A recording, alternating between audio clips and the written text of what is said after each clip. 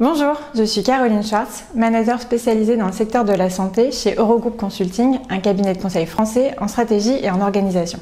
Aujourd'hui, je vais vous parler de décarbonation dans le secteur de la santé.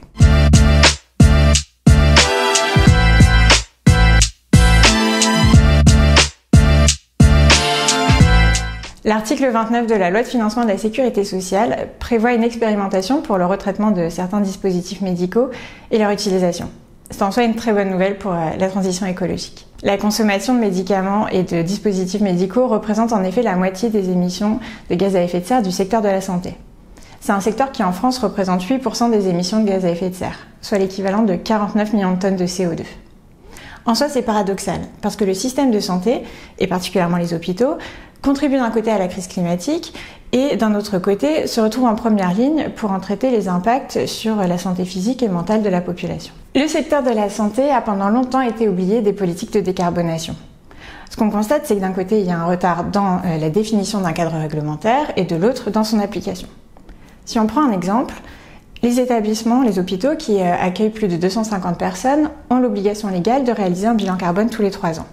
Dans les faits, il n'y en a que 40% qui en ont un. Les explications peuvent être assez simples, les sanctions financières sont limitées et les contrôles sont rares. De fait, les projets à dimension écologique passent souvent au second plan. Il y a pourtant de bonnes nouvelles. L'ensemble des acteurs du secteur de la santé prend progressivement conscience des enjeux écologiques.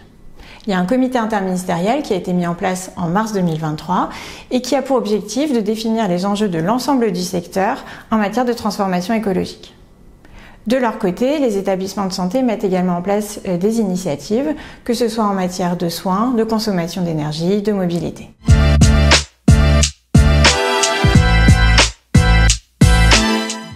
Les actions de transition écologique sont encore trop souvent perçues comme un poste de coût supplémentaire. Elles présentent pourtant de nombreux avantages. Le premier, c'est que, au contraire, elles peuvent permettre de trouver de nouvelles sources de financement.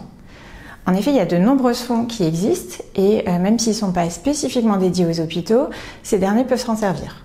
C'est le cas notamment des financements de l'Agence de l'eau, de la Banque des territoires et également des financements européens.